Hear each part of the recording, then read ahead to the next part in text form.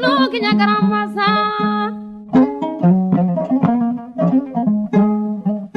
Hasani komba na mani. Haridaki kotamama. Auzu billahi mina sitani rajimi. Ame ala fo ka wale ɲuman dɔn ka aw yɛrɛ fo an y'aw wele k'aw ka n'an ka émission mandi kɛnɛ kan fɛn min ma mɔgɔ min natɔ sɔrɔ o kana mɔgɔ si tatɔ sɔrɔ san 2026 kɔnɔna na an ye ci bila an ka sifinnaka dɔ ma Jaspo Vision, BKS Production ani Sirifila TV ka bolo di ɲɔgɔn ma an ye ci bila sifinnaka min ma ne na aw an ka jɛ k'a ka ja lajɛ ɲɔgɔn fɛ. Jaspo Vision tungarange ukunga jemuka kama bisimilale Seydou Male do. Seydou Male asigiyɔrɔ bɛmɛ Faransi jamana mo Mali jamana dendo. Seydou Male ka daminɛ a bangeyɔrɔ la Mali la kana se a ka Faransi jamana segi mo. A tɛmɛna siraw minnu fɛ kalansenw do sifinnakaw bolo.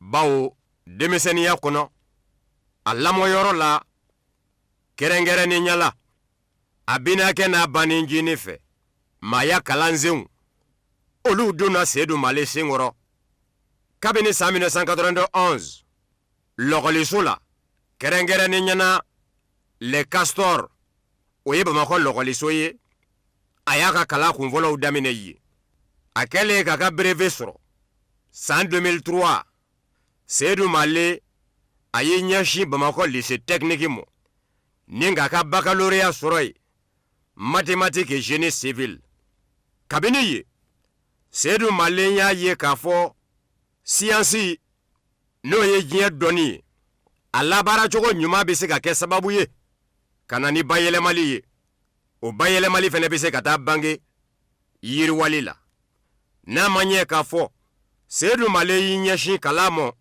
Faransi jamana kɔnɔ kɛrɛnkɛrɛnnen ɲala a ma sendaɲa foyi pan dɔdɔɔni organisation et gestion de la production météorologie et qualité yani Seydou Male nga kɛ ingénieur ye a ye baara kɛ cakɛdaba caman na ni ka na kɛ cakɛda ɲɛmaa ye bi. Je laisserai Fabrice, il va expliquer tout à l'heure. Mais le principe est simple.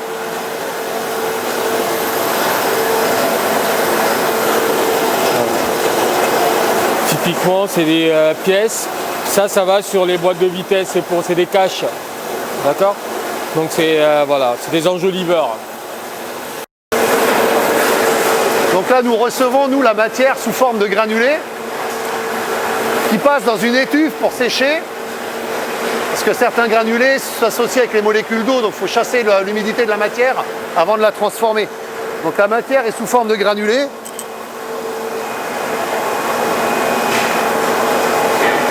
Donc après... Kakla ola kana ingénierie industrielle ke en génie industriel. Obe izini ba ukona bara kofo. O kala ungele kofe. Seydou Male fe. Asorola ki nyeshi. Doniya nunu yeru labarali de Mosa. Bara udamenene Seydou Male fe. Izini ngo nasira ufe. Aye bara ke izini machamana. Minunga bara bulu fara bubo jamana la kata jamana dola.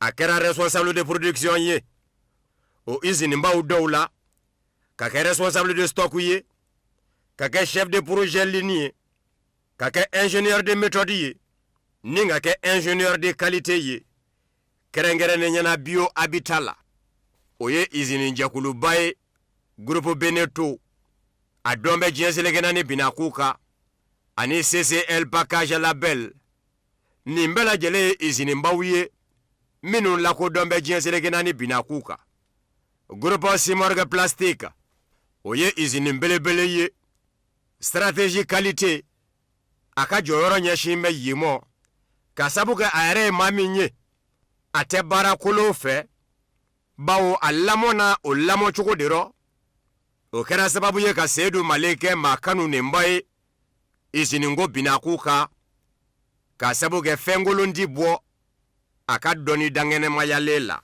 On a besoin d'être bien précis sur toutes les dimensions pour s'assurer que yaourt là, il n'y a pas 50 grammes ou il n'y a pas 10 grammes de plus ou de moins. Donc ça sert principalement à ça. Donc mon rôle dans l'entreprise, c'est de vérifier depuis le plan, donc m'assurer que les plans sont conformes, m'assurer que c'est réalisable avant de transmettre en production. Donc une fois qu'on a vérifié, une fois que les pièces sont fabriquées, mon équipe s'occupe également de contrôler les pièces, s'assurer que toutes les dimensions sont bonnes. On est vraiment sur des pièces de précision. C'est des pièces qui sont très précises.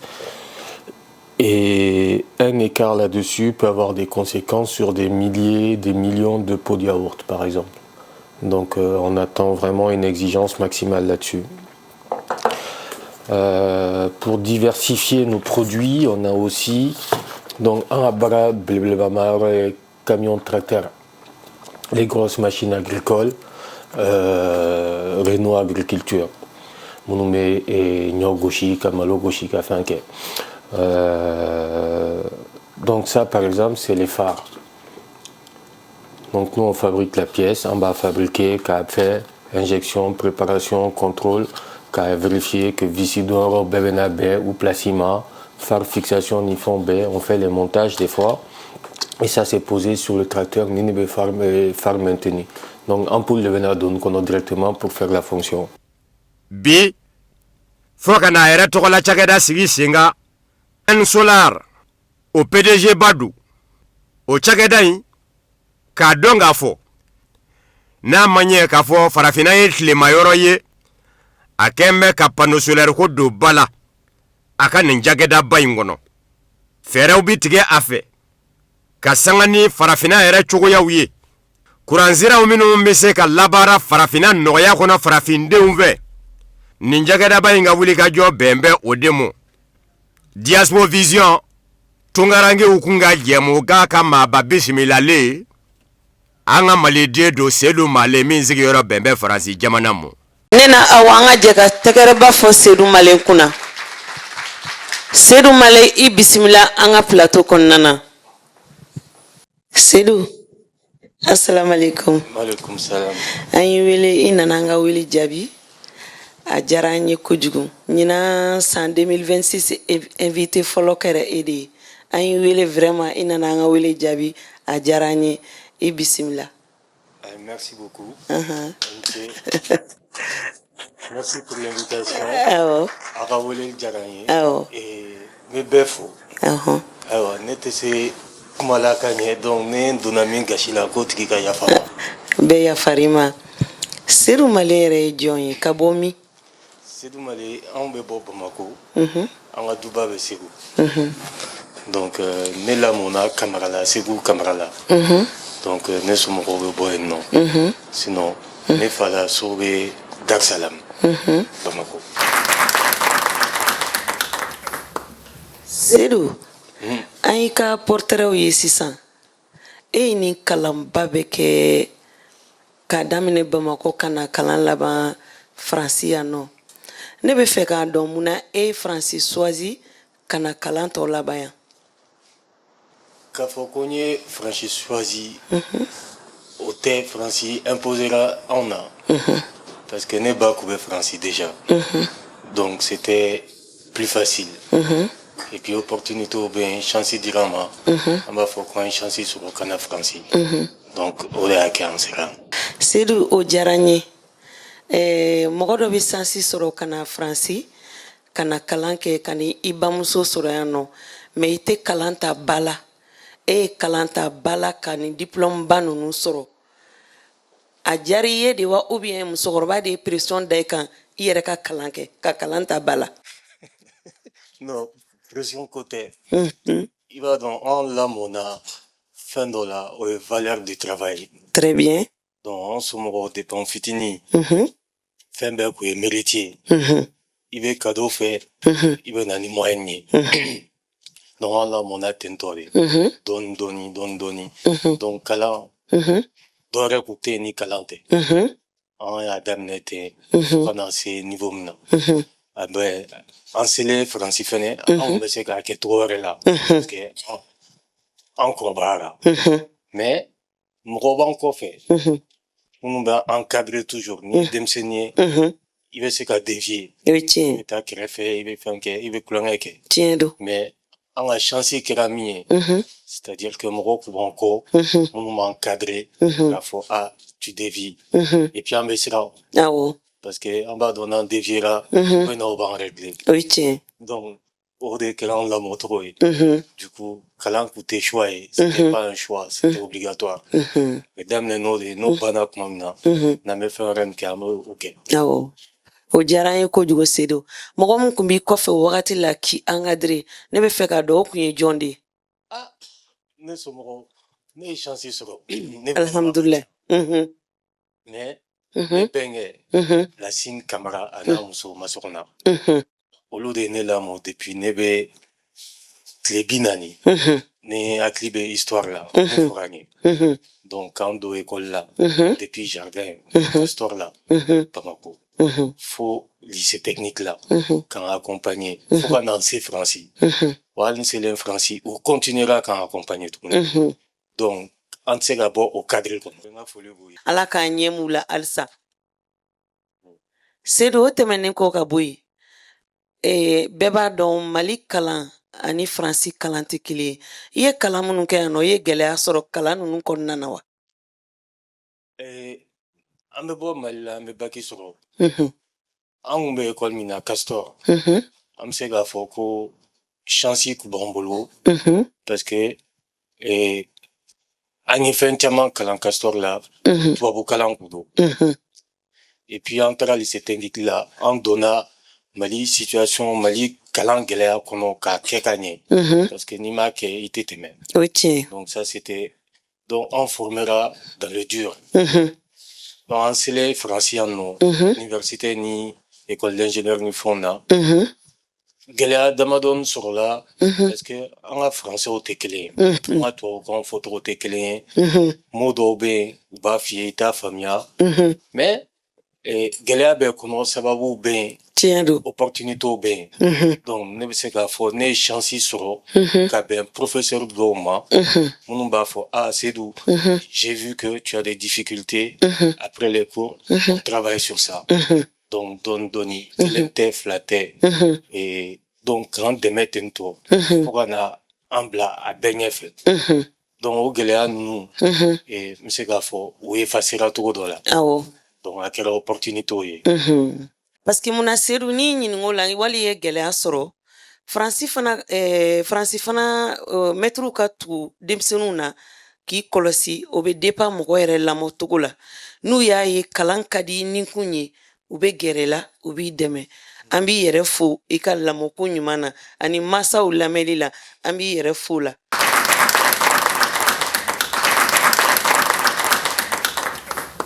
Sedu o tɛmɛnen kɔ ka bɔ yen nɔ e tilalen kɔ kalan ninnu bɛɛ la munna e y'a choisi ka to yan nɔ i ma segin ka taa ba Maliba kɔnɔna na ka taga baara kɛ ka a choisi ka to yan nɔ o tɛ ko bɛɛ ye opportunité de ye tiɲɛ don sinon ne bɛ bɔ Bamako don min na k'a fɔ ko n bɛ na Faransi ne kun nana de n bɛna ka kalan kɛ ni n tilala n bɛ taa so n bɛ taa baara kɛ so donc an bɛ o de kɔnɔ toujours ne b'a jate hali bi n bɛ baara la cogo o cogo ne ye kalanden de ye kosɛbɛ donc n bɛ ka kalan min kɛ bi c'est pour que sini ni n taara so n ka se ka a nafa sɔrɔ so tiɲɛ don voilà Sedu o tɛmɛnen kɔ ka bɔ yen baara yɔrɔ in na est-ce que i bɛ ka gɛlɛya sɔrɔ baara yɔrɔ in na parce que e ye farikolo n'u togo e bɛ ka gɛlɛya sɔrɔ i ye kalanba min sɔrɔ min b'i kunkolo la i tɔɲɔgɔnw tɔw ye farajɛw e ye farafin ye gɛlɛya t'i kan baarayɔrɔ la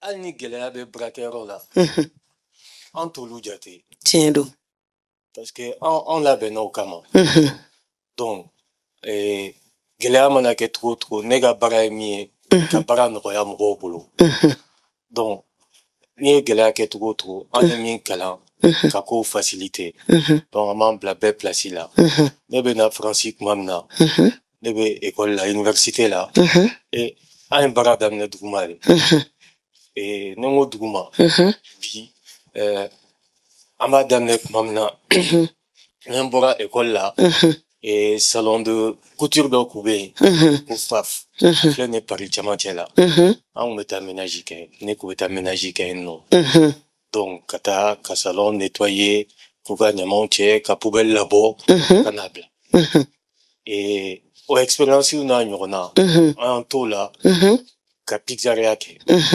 donc i bɛ bɔ école la i bɛ taa moto ta i bɛ taa pizza livrer k'i t'o la ka pizza dilan daminɛ donc k'i t'o la ka baara daminɛ stage kɛyɔrɔ ni fɛnw na donc difficulté mana kɛ togo o togo ne bɛ n bila mɔgɔw tɔw place la c'est-à-dire que n passera u ka niveau fɛ pour que k'u hakilina faamuya ka n'an yɛrɛ bila u sanfɛ donc n'i ye ko nɔgɔya mɔgɔw bolo a ka ca ala fɛ a bɛ nɔgɔya i yɛrɛ bolo donc fɛn min ye farikolo couleur difficulté o ye ne tɛ se k'a fɔ ko ne confrontera o la alhamdulillah i m'a ye parce que ne k'u labɛnnen don et puis an somɔgɔw y'an préparé o fɛnw na donc du coup an tɛ se k'a fɔ ko n m'a fɔ a tɛ yen a bɛ yen a ye don o don mais a tɛ ne minɛ Seydou ni ne y'a faamuya e ka lamɔ n'an b'a fɔ o ma ko éducation de base o yɛrɛ de ɲana kojugu alhamdulilayi parce que ko caman bɛ yen nɔ i lamɔna cogoya min na i bɛ se ka ko ninnu la tɛmɛ ten ne ko n ko i ye kalanba min kɛ faransi yan nɔ a bɛ Seydou kun na don n'a nataw la Seydou ka to yan de wa ou bien Seydou ka taa baara kɛ Mali la a bɛ n kun na don o don ka taa Mali la n y'a fɔ cogo min na a daminɛ la n ko an ye kalandenw de an bɛ baara kɛ yan togo o togo an bɛ ka kalan de kɛ ka expérience ta pour que ka taa a nafa lase an ka jamana ma tiɲɛ don donc an sigilen don ka o wagati de kɔnɔ a bɛ se fɛnɛ donc e bɛ fɛ ka jamana mago mana se ma o k'i wele wa ou bien i yɛrɛ bɛ fɛ ka taa jamana sɛgɛrɛ a mana kɛ togo o togo an y'a daminɛ ka ban i y'a daminɛ ka taa jamana sɛgɛrɛ dans le sens où an y'an ka entreprise créer très bien min ye ZN Solar donc an bɛ batterie lithium de feere batterie lithium voilà donc batterie lithium an b'a feere Mali la batterie lithium caman bɛ Mali la mais an ta tɛ batterie dɔrɔn ye an bɛ min feere o fana ye an ye min kalan yan expérience ani qualité pourquoi an b'a fɔ ten donc n bɛ segin kɔfɛ san 3 ɲinan kɔ ne taara Mali la n ye pɔnpu san ko n b'a don kɔlɔn kɔnɔ ka ji sama ka taa n ka barigon fa an bɔra magasin na an sera so ka pɔnpu branché pɔnpu ma marché a ma marché ji sama pɔnpu ma marché n'i y'a san min bolo n y'a tigi wele wa n ko karisa ne ye pɔnpu san sisan an y'a bɔ carton kɔnɔ k'a branché a tɛ ji sama a ko ko pɔnpu bɔra ale ka yɔrɔ la ka ban k'o tɔ t'ale ka sira ye k'ale ta banna ko la ne ko n ko an bɛ yan an mana minɛn san 2 ni fɛn fɛn y'a sɔrɔ kosɛbɛ a bɛ falen hali la i ye minɛn san heure 1 heure 2 ko banna o kɔrɔ tɛ ka wari fili donc idée nana base y'o de ka service di mɔgɔw ma apporter un vrai service c'est-à-dire que n'i ye minɛn san an fɛ an ka batterie an b'a garantie an b'a qualité surveiller an b'i accompagner du début jusqu'à la fin donc c'est ça le principe c'est pas juste ka batterie feere ça rentre aussi dans une dynamique avec d'autres dynamiques de là pour faire évoluer le principe du marché c'est-à-dire que on me garantit d'IMA bien accompagné bien installation ok et puis bébé satisfait wari tɛ fili ɲama na ne bɛ fɛ k'a dɔn entreprise in kɔnɔna na e b'i se k'i to yan ka entreprise in gérer wa ou bien e ni jɔn bɛ ka entreprise in gérer ɲɔgɔn fɛ ne entreprise bɛ gérer depuis yan partenaires b'an bolo minnu bɛ fɛn dɔw bɛ yen technique partie olu assurer après ni entreprise dayɛlɛ Faransi ka dayɛlɛ Mali la a d'abord que Maliens la participé à l'entreprise là. Oui, tiens. Donc, technicien Bambolo Malila, ingénieur Bambolo Malila, Mounumbeta installation ke, ka devis ke, ka fembe ke, ka minansiki, et puis ka continuité assurée.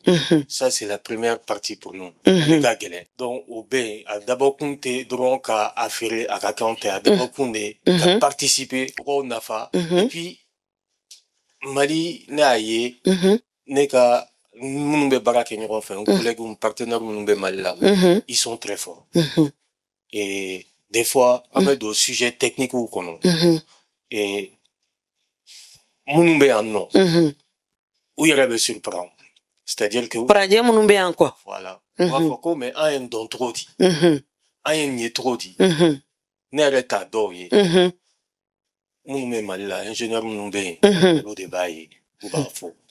Donc, on met baraka au-delà, on a dit là, et quand il faut mieux, et quand il y aura accompagné. Donc, voilà. Merci.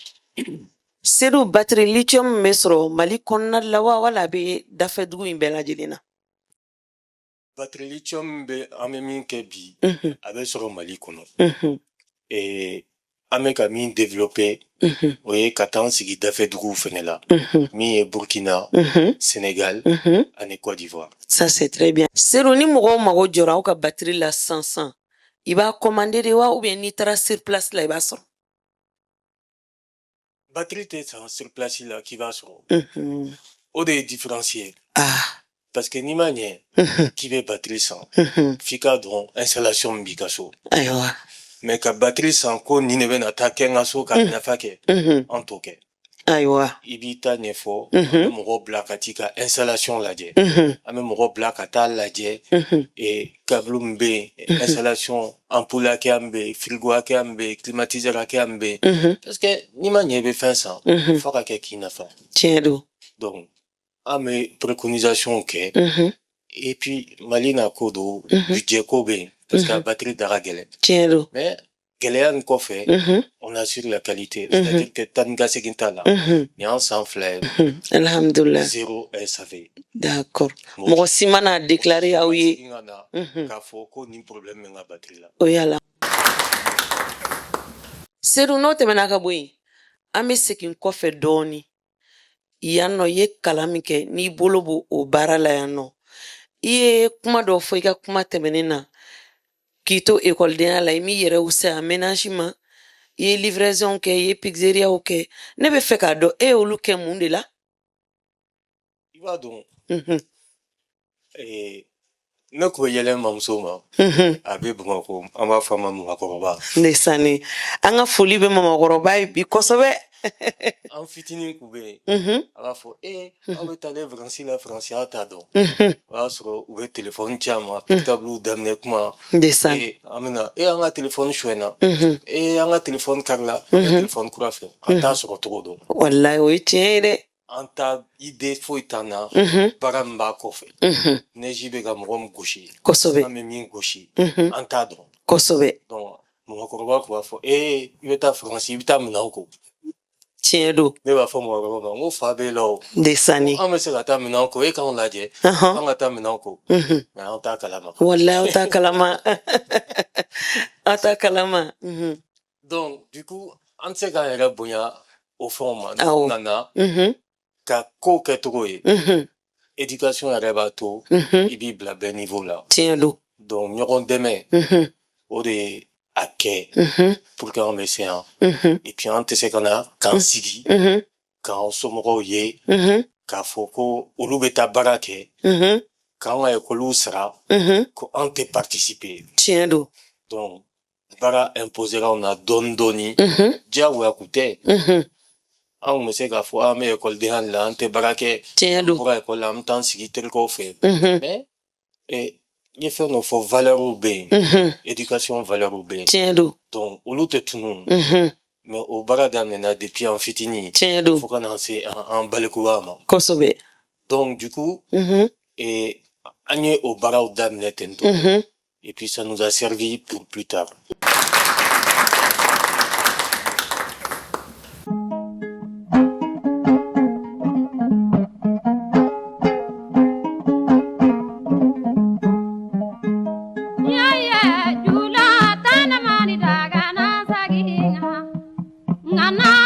kinya garamasa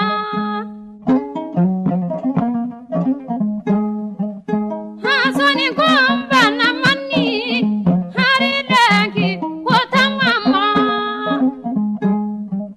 wallahi la ilaha e mama darasu karama mesu karama mesu komesudi tage khane komesudi tage dore ibatili joga tanamani